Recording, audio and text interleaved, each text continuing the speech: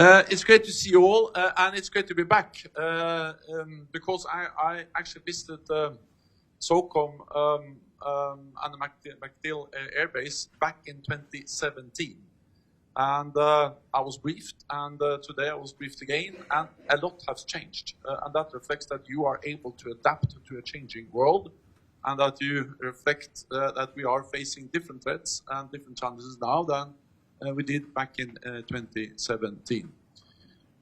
As mentioned, my visit here to SOCOM ends a quite extensive visit to the United States. We started in Washington on Saturday. We have met with the administration, but also spent a lot of time on Capitol Hill, meeting with both parties, with Republicans and Democrats. And then yesterday we went to Alabama, to Troy, and there we saw how they are making some of the most advanced and important weapons for this alliance. We saw actually the javelins, but of course they're also making a lot of other types of weapons there. And then my visit ends here at MacDill Air Base and SOCOM. And therefore, I would like to start by thanking you for your service, for what you do every day, because special operations are vital to any military operation, and therefore so important for the whole NATO alliance. And you are the best of the best. You are key to so many of the things we do as an alliance and also as individual allies. And the great thing here is that, of course, you have the U.S. Special Operations Forces and Command, but you also have NATO allies and partners working together with them. So actually what you do here is not only important for the U.S., but it's important for the whole alliance and the way we work together with partners in Europe, but also partners, global partners around the world. Special Operations Forces, as you know, are often the first in and the last out, and that puts you often in danger. So let me also pay tribute to all those who have paid the ultimate price, also recently, and therefore we need to remember them and express our condolences to all those who have lost loved ones. The reality is that we are now living in a more dangerous world than we actually did back in 2017, when I was here last time. Because since then we have seen increased great power rivalry, not least with China, the Taiwan Strait. We see a continued threat of terrorism, which is cyber threats. But then we have a new war in the Middle East, and we have a full-fledged war in Europe, in Ukraine, the war of aggression against Ukraine. All of this has led to that, that NATO has implemented the biggest adaptation, the biggest change to our alliance since the end of the Cold War, with more forces on higher readiness. For the first time in our history, we have combat-ready troops in the eastern part of the alliance. And allies are now actually investing more in defense. For many years, as you know, defense budgets went down, especially in Europe. And now, over the last years, all allies have started to increase defense investments. And more allies meet the guideline of spending at least 2% of the GDP on defense. This also means that allies are investing more in special operations. Allies and partners, in the national capabilities, but also in working together with partners as allies throughout NATO. And what happens here, all the activities that I was briefed on just before we came to this room, reflects the increased importance of special operations. NATO is responding because we need to do that together. The good news is that we see that NATO is responding in a way which actually continues to demonstrate that NATO is the most successful and the strongest alliance in history. And we are responding also by supporting Ukraine, because we have many challenges. the long-term most important challenge for NATO is China and the heavy investments in new modern military capabilities and the attempts to coerce also neighbors and to threaten neighbors like Taiwan. But the most immediate challenge we face is, of course, the war in Ukraine. And I welcome that NATO allies and partners are providing Ukraine unprecedented support. You are part of that, and thank you for that. We are tested in Ukraine because if President Putin wins in Ukraine, it's not only a tragedy for the Ukrainians, it makes also the world more dangerous and us more vulnerable. So therefore, it is in our national security interest to support Ukraine. And I strongly believe that actually what we do in Ukraine is important, not least because what we have achieved there is that by using a fraction of our defense budgets, we have inflicted heavy losses on the Russian combat capabilities without putting our own forces in harm's way. And that demonstrates that we should continue to support Ukrainians.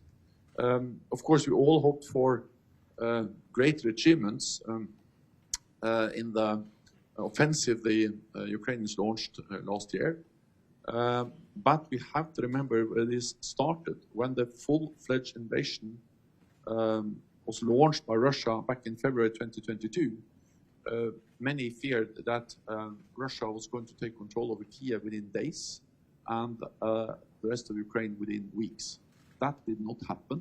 The Ukrainians have been able to push back the Russian invaders. They have liberated like 50% of the territory occupied by Russia in the beginning. And they have been able to open a corridor in the Black Sea, which is a great achievement to push back the Russian Black Sea fleet. And they have been able to inflict heavy losses on the Russian armed forces, more than 300,000 casualties, thousands of armored vehicles destroyed, and hundreds of aircraft. So we have to take this into account because this demonstrates that the support we provide to Ukraine, United States, or the NATO allies, is actually making difference on the battlefield on the ground every day. I say this because my main message has been throughout this visit that we should not step down, we should actually step up and ensure that Ukraine gets the support they need. We have the capacity, we have the capabilities. What we need is the political will to ensure that we deliver the support they need to actually protect our values and to make the world safer compared to a situation where we allow President Putin to win. This is not least important because what goes on in Ukraine is closely watched by authoritarian leaders all over the world, in Iran, in North Korea, but not least in Beijing. Beijing is watching Ukraine, and we know that what happens in Ukraine and Europe today can happen in Asia and Taiwan tomorrow. So this is interlinked, and that's the reason why this really matters for NATO. Then let me just end this very brief introduction by saying that I will come back to the United States, not necessarily to MacDill Air Force Base, but I will come back to the United States at least in July, when we are going to have the NATO summit with all the heads of state and government coming here to celebrate NATO's 75th anniversary. That will be a summit where we celebrate the alliance, but also where we're going to make important decisions on deterrence defense, on working with our Asia-Pacific partners, and also on Ukraine. But most of all, we will demonstrate the unity of 31 allies, and soon 32. Because you mentioned Montenegro, North Macedonia, and Finland. That's absolutely correct. But then very soon we will have Sweden as the 32nd ally. So we will demonstrate, we will celebrate the unity. NATO is the most successful alliance in history because we have been able to change. The world is changing, but also because we have been able to stand united despite the differences. We are 31, soon 32 allies from both sides of the Atlantic, a different history, different culture, different political parties in power, but we have always been able to unite around our core task to protect and defend each other. And the purpose of NATO is to prevent war through credible deterrence, is to preserve peace by standing together. So as long as we continue to communicate to any potential adversary in a credible way that an attack on one ally will trigger a response from the whole alliance, we are safer and stronger than when we try to do this alone. So, NATO is a good deal for all allies. NATO is important for Europe, but NATO is also important for the United States, especially since the United States is now more concerned about China, the size of their economy, the heavy investments in new military capabilities, technology. The United States represents 25. The United States is by far the biggest ally.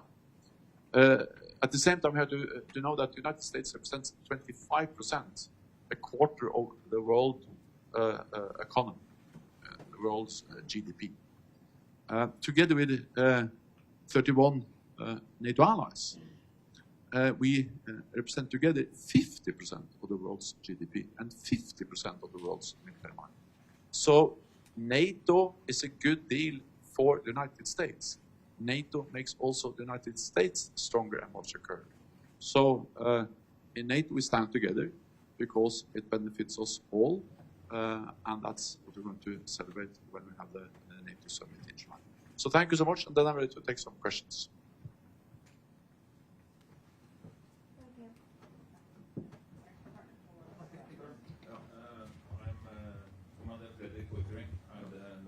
Maybe you need this because they will want to have it on the...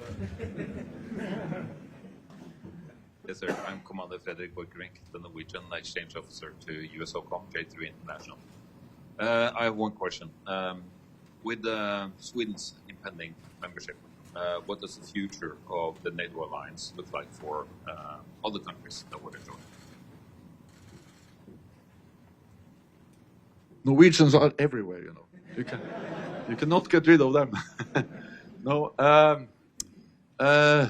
Well, when we have the Swedes in, NATO will be stronger. And for Norwegian, and even Norwegians understand that. So the good thing is that is by having Sweden in, we will have a very advanced, well-trained, well-equipped defense force, the Swedish defense force, as a full NATO ally.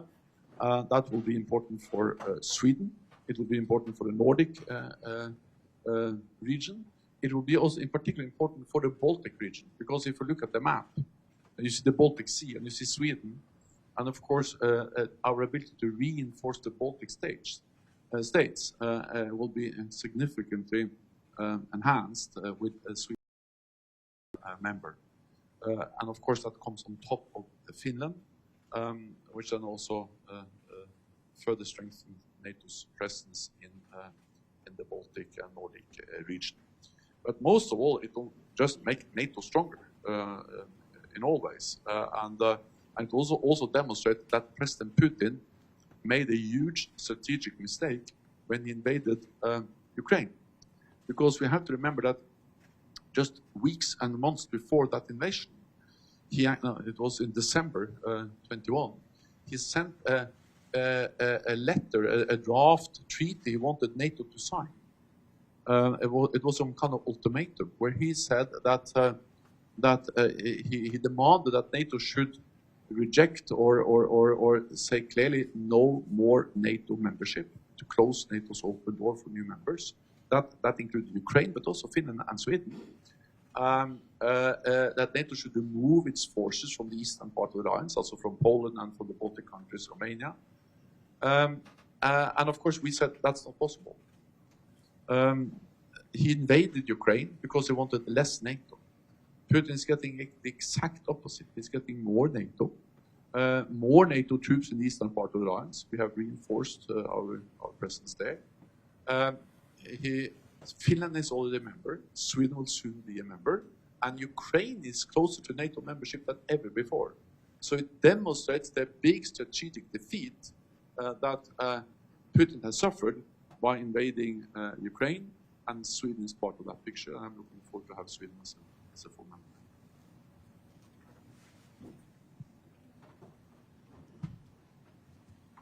Sir, thank you for coming. My name is Cameron Gallagher, Army Aviation Officer. I'd like to ask a question about the Indo-Pacific, as you talk about. NATO's are arguably as strong as it's ever been in its 75-year alliance. What lessons do you think, through NATO's past or present, would you share with some of the partners in the Indo-Pacific if they're looking to expand between mini-lat and multilateral alliances? Obviously, there's a few from ASEAN and AUKUS, but if you were looking back at NATO's history, what would you share to expand some of those networks across the Indo-Pacific with some of our friends and partners? Thank you.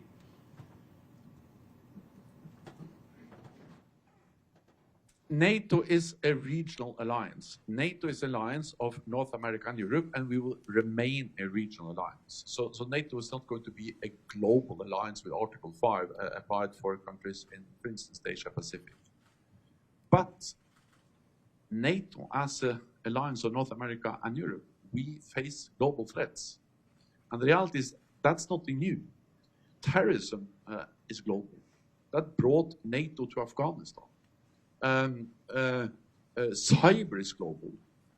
Space, which becomes more and more important in our defenses, is truly global. So therefore, the message from NATO leaders and also from NATO is that as we remain an alliance of North America and Europe, we should work more closely with our Asia-Pacific partners. And we have 4 partners which are formally in a formalized partnership with NATO in the Asia-Pacific. And that's New Zealand, Australia, Japan, and South Korea. We are working on how we can make our forces even more interoperable, how we can address issues like cyber and other challenges we face together. And of course, how we also can address the common challenge we face, and that is China's growing assertive behavior. China tries to control the South China Sea. That matters for our Indo-Pacific partners, but it matters for global economy. It matters for all of us. We see how China is using cyberspace against all of us. And also in Europe, we see how China is actually coming closer to us by trying to control our critical infrastructure, harbors, ports, airports, and for instance, we had a big discussion about 5G and telecommunications networks. So on resilience of our economies, on interoperability between our forces, the Asia-Pacific partners and NATO, on freedom of navigation, all of these issues are issues where we are now working more closely with our Asia-Pacific partners. I think it's important for us, it's important for them, and they have told us very clearly that they are, our Asia-Pacific partners are watching what happens in Ukraine very closely, because they know that security is not regional, security is global, and actually they have stated that what happens in Ukraine can happen in Asia tomorrow. Then lastly, I think it's important to also realize that what we have seen, and not least in the wake of the war in Ukraine, is that Russia and China are more and more aligned. So again, this idea that we can divide security into geographic spaces doesn't make sense. China has not condemned Russia's illegal invasion of Ukraine. China is spreading Russia's narrative about the war, blaming NATO allies for the war. China is propping up the Russian economy, and just days or a couple of weeks before the invasion in February 2022, the invasion of Ukraine, President Xi and President Putin signed a treaty where they promised each other a limitless partnership. So Asia-Pacific matters for NATO. We work with the partners, and Europe and NATO matters for Asia-Pacific, and that's one of the big changes that have taken place in NATO over the last years is that we are actually expanding our cooperation with Asia Pacific partners. We're going to do one more picture because he has a flight. We want to take some pictures. One more question. We'll go with our partner. Yeah. Sir, good morning. First of all, thank you very much for being here. It's a pleasure and an honor. I'm Lieutenant Colonel Gabriel Zidok from Italy, Italian Special Forces Liaison Officer to J3 International. My question, sir, divided into two more parts.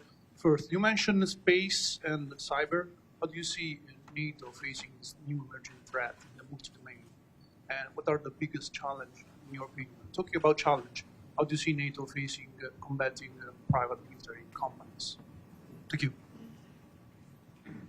No, space and cyber is extremely important, and it is in a way reflected by the way NATO has adapted and changed. Over the last years, we have done a lot, both when it comes to space and cyber. Meaning, for instance, that we have clearly stated that, or we have recognized that a cyber attack can be as damaging as a kinetic attack. So we have made it absolutely clear that a cyber attack can trigger Article 5, meaning that if it's serious enough and the consequence of a cyber attack is deemed crossing the threshold for Article 5, we can invoke Article 5, meaning we can invoke the collective defense clause of NATO, saying that an attack on one is regarded as an attack on all. Some years ago, that was not obvious. So it sends a clear message that cyber matters. The same about space. We have also established a cyber command. We are established also a space center, and allies are stepping up what they do to coordinate their efforts in space, because what happens in space, of course, as you know, has direct consequence of what we can do on the Earth. Communications, surveillance, all of the stuff, or a lot of the stuff we do, also special command, special forces operations are dependent on satellites and information which is transmitted to our space capabilities.